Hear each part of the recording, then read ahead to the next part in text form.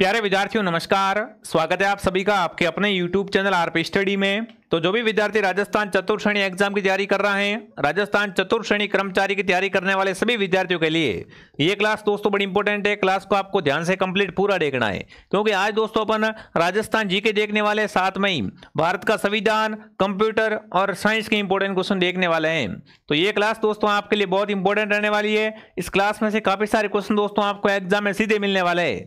तो मैं आप सबसे पहले ही कह रहा हूं, क्लास को ध्यान से देख लेना और सारे प्रश्न दोस्तों याद कर लेना।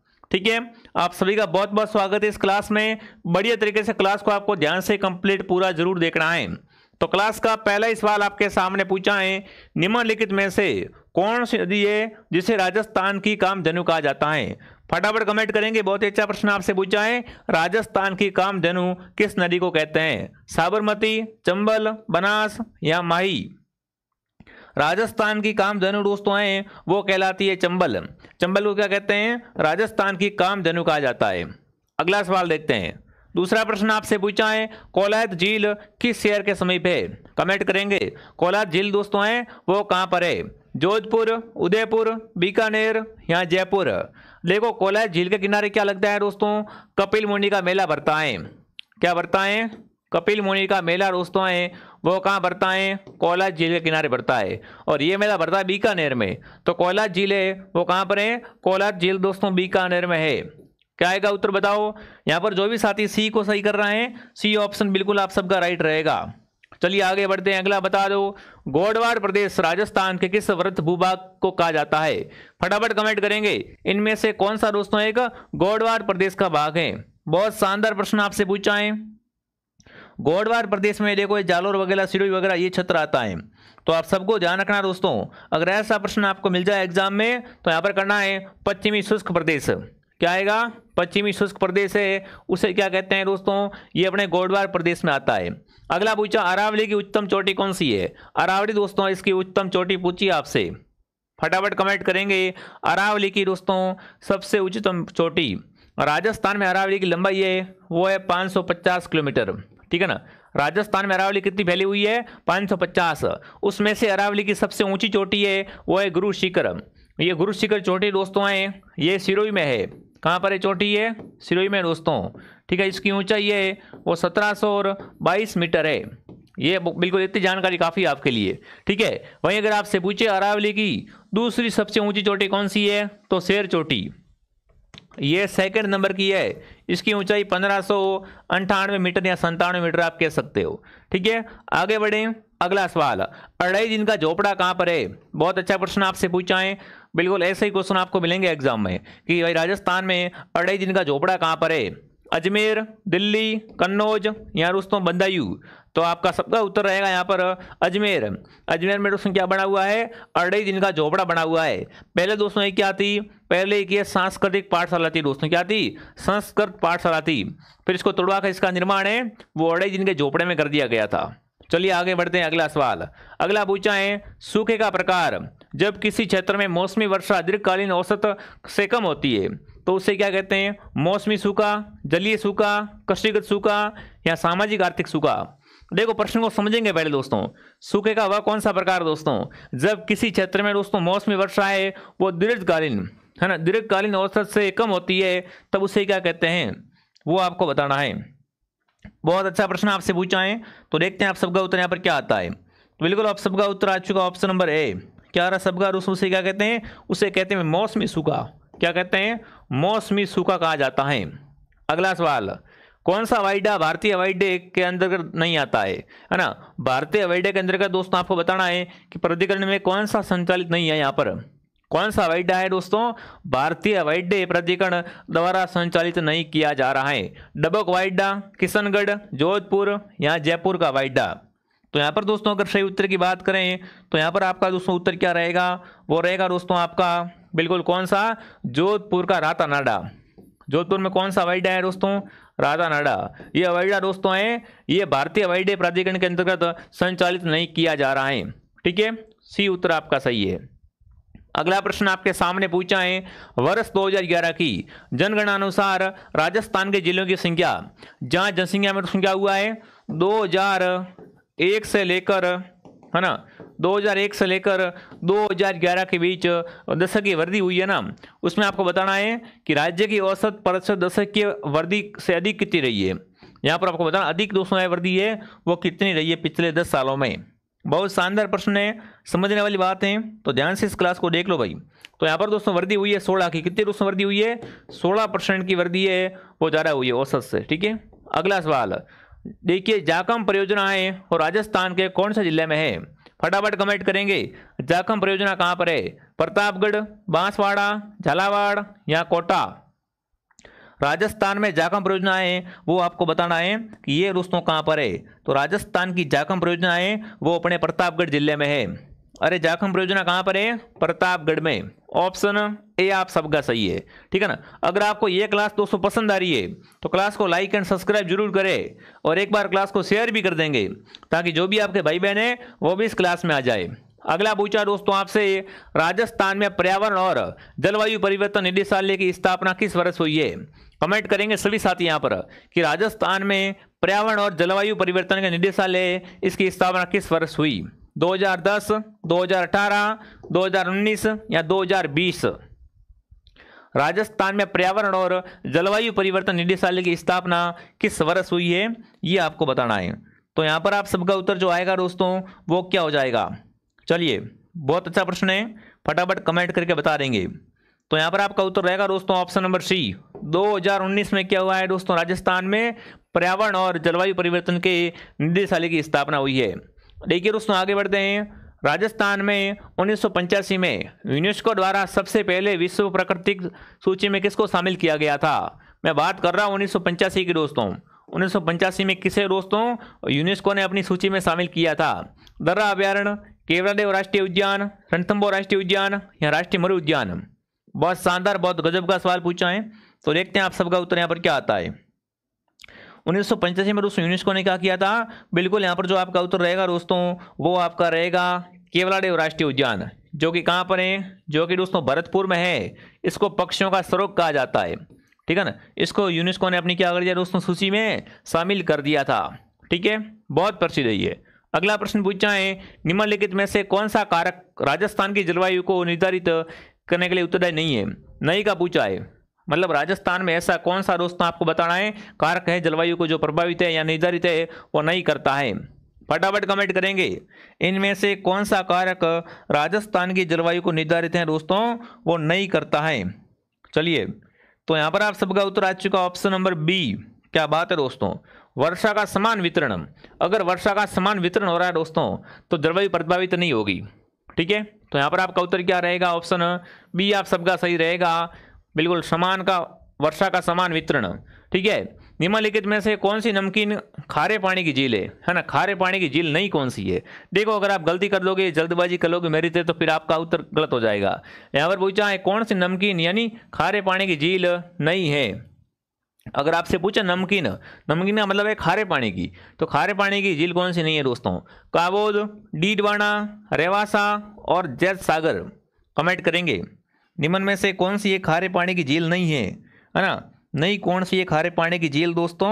तो यहाँ पर जो आपका उत्तर रहेगा वो यहाँ पर रहेगा जैत सागर या जैत सागर तालाब या झील है, ये खारे पानी की नहीं है।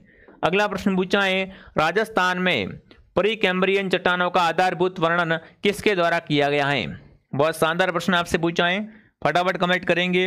राजस्थान में प्री कैम्ब्रियन चट्टानें दोस्तों हैं, इसका आधारभूत वर्णन है वो किसके द्वारा किया गया है। तो यहाँ पर आप सबका उत्तर आएगा वो क्या हो जाएगा दोस्तों, ऑप्शन डी। बहुत बढ़िया दोस्तों, यहाँ पर आएगा A.M. एरोन ने किया है। किसने किया है, A.M.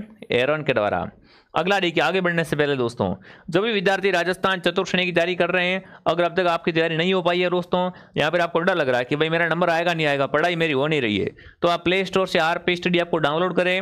यहाँ पर दोस्तों आपको हाईकोर्ट चतुर्थ पियून का कोर्स और साथ में दोस्तों चतुर्थ श्रेणी का कोर्स भी मिल जाएगा। कंप्लीट कोर्स आपको मिलेगा दोस्तों। रामबाण दोस्तों ये कोर्स है, ज्वाइन कर लो बढ़िया तरीके से। आपके इसमें सभी विषय पढ़ाए जाएंगे, कम समय में आपकी तैयारी हो जाएगी, वीडियो लेक्चर मिलेंगे और साथ में PDF भी मिलेंगे। तो डाउनलोड RP स्टडी ऐप। अगर आपके पास फ़ोन पे नहीं है, फ़ोन पे किसी और से करवाना चाहते हो तो हेल्पलाइन नंबर से कॉन्टैक्ट करें। बहुत शानदार कोर्स है, कम समय के लिए उपयुक्त है भाई, ठीक है ना, ज्वाइन कर सकते हो। अगला पूछा है, बाप बॉर्डर्स राजस्थान के किस जिले में है? कमेंट करेंगे आप सभी साथ यहाँ पर। जो दोस्तों बॉर्डर्स के बारे में पूछा है वो यहाँ पर आपको बताना है। चलिए फटाफट कमेंट करेंगे। बाप बॉर्डर्स राजस्थान के किस जिले में स्थित हैं? बहुत अच्छा प्रश्न है, कई बार एग्जाम में आ चुका है ये सवाल, एग्जाम में कई बार आ चुका है। तो यहाँ पर आपका उत्तर रहेगा दोस्तों जोधपुर। ये कहाँ पर है? जोधपुर में बाप बॉर्डर्स है। ठीक है, अगला सवाल, रानी जी की बावड़ी राजस्थान के किस जिले में है? कमेंट करेंगे। राजस्थान में रानी जी की बावड़ी, एक बात आपको ध्यान रखनी है, राजस्थान में बावड़ियों का शहर दोस्तों है वो बूंदी है। ठीक है ना, तो यहाँ पर आपका उत्तर रहेगा बूंदी में क्या बनी हुई है दोस्तों? रानी जी की बावड़ी बनी हुई है। राजस्थान राज्य में प्रचलित सागड़ी प्रथा क्या है? बहुत बार आ चुका ये भी सवाल। सागड़ी प्रथा क्या है दोस्तों? बंधुआ मजदूर प्रणाली है क्या? शादी की परंपरा है? राजस्व संग्रहण कर का प्रकार है या विशेष प्रकार का कर है?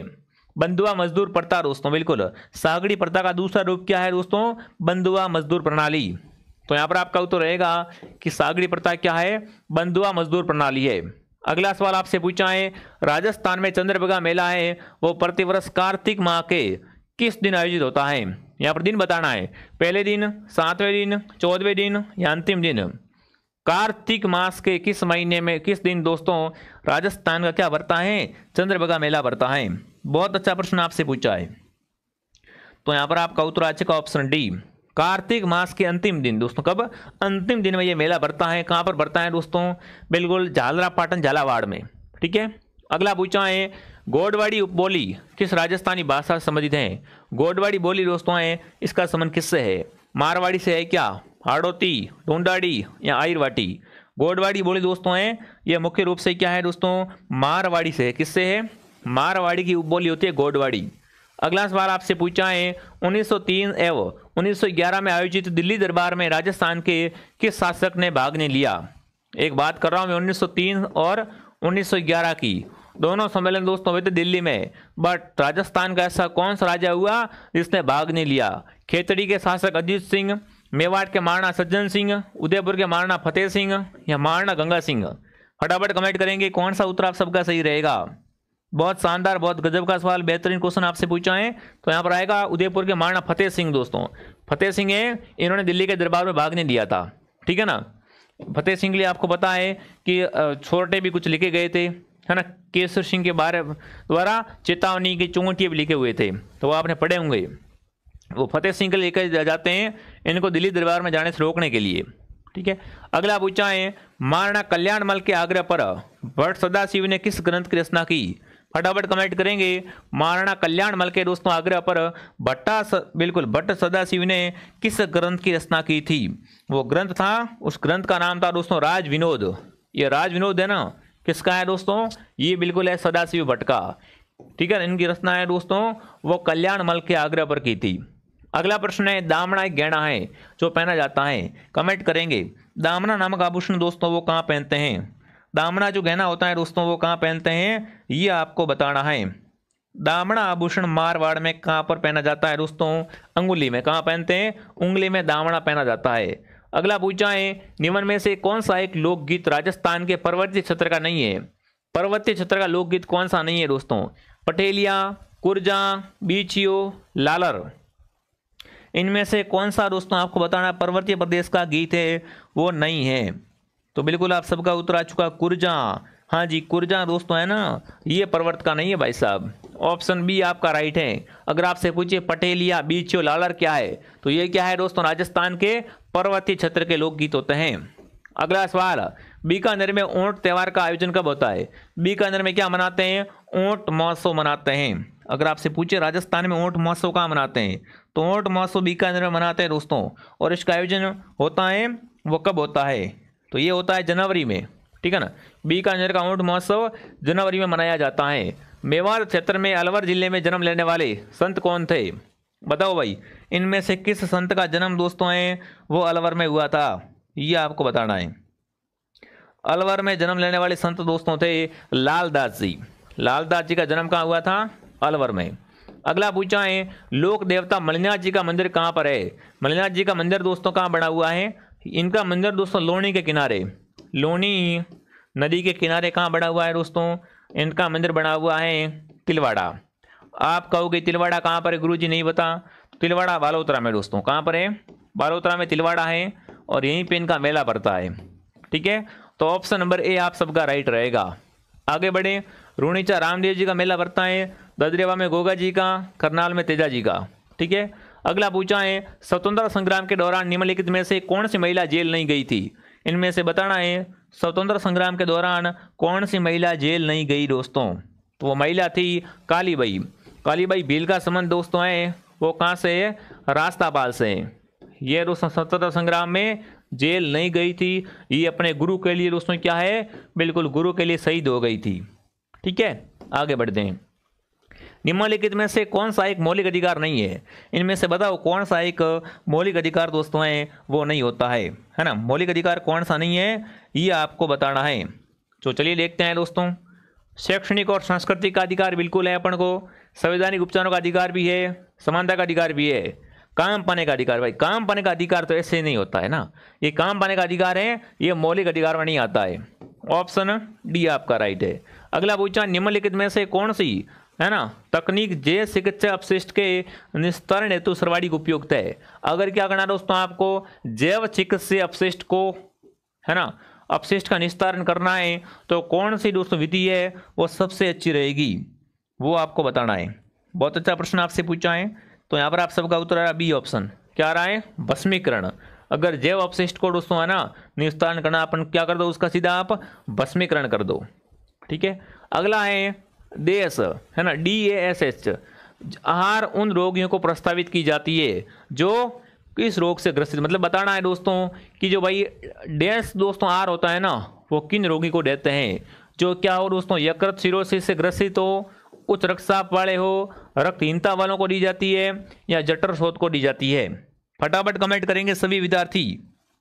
बिल्कुल, ये जो दोस्तों डैश आहार दी जाती है ये किसको दी जाती है, जो क्या हो दोस्तों जिनका बीपी है वो उच्च हो, बीपी हाई हो, उच्च रक्तचाप हो।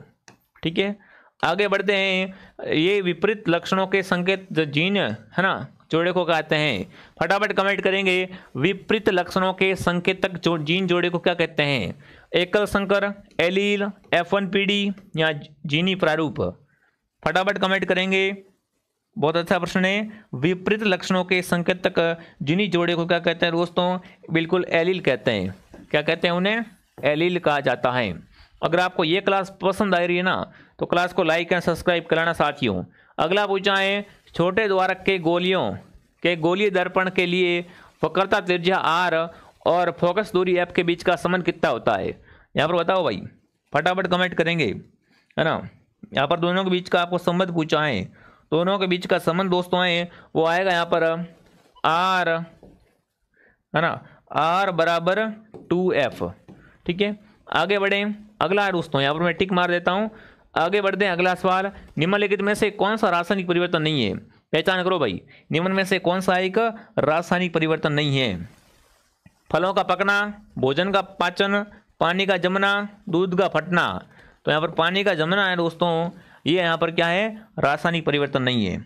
ठीक है, आगे बढ़े। अगला सवाल, लाभार्थी को 80,000 है ना 80,000 तक का ऋण उपलब्ध करवाने हेतु मुख्यमंत्री स्वनिधि योजना का शुभारंभ कब हुआ। लाभार्थी को यहाँ पर क्या किया जाता है दोस्तों, 80,000 तक का ऋण उपलब्ध करवाया जाता है। ये मुख्यमंत्री की योजना है, इसका शुभारंभ कब हुआ, इस योजना का शुभारंभ हुआ है वो कब हुआ है ये आपको बताना है। तो ये दोस्तों योजना जो स्टार्ट हुई है वो दोस्तों अपने हुई है 15 दिसंबर 2014 से। अगला पूछा है आपसे, भारतीय वायुसेना ने अभ्यास वायु शक्ति 24 कहाँ पर किया। फटाफट कमेंट करेंगे। भारतीय वायुसेना ने दोस्तों अभ्यास वायु शक्ति 24 का आयोजन किया है, वो कहाँ पर किया। तो ये किया है पोखरण में। कहाँ पर दोस्तों, पोखरण में। यहाँ पर पहली बार दोस्तों क्या हुआ था, परमाणु परीक्षण। क्या हुआ था, पहला परमाणु परीक्षण भी हुआ था। ठीक है, अगला पूछा है, निम्नलिखित में से किस राजस्थान राज्य परियोजना को जुलाई 2023 के पतन के अनुसार राष्ट्रीय परियोजना का दर्जा मिला है। 2023 में बताना आपको, 2023 में दोस्तों राष्ट्रीय परियोजना का दर्जा है वो किसे दिया गया है।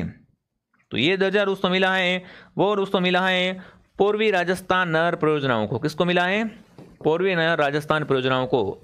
अगला पूछा है, मंत्रिमंडल ने राज्य कौशल नीति है ना जो दोस्तों राज्य की कौशल नीति है उसमें दोस्तों 2025 की जो नीति है ना, इसका अनुमोदन कब दिया?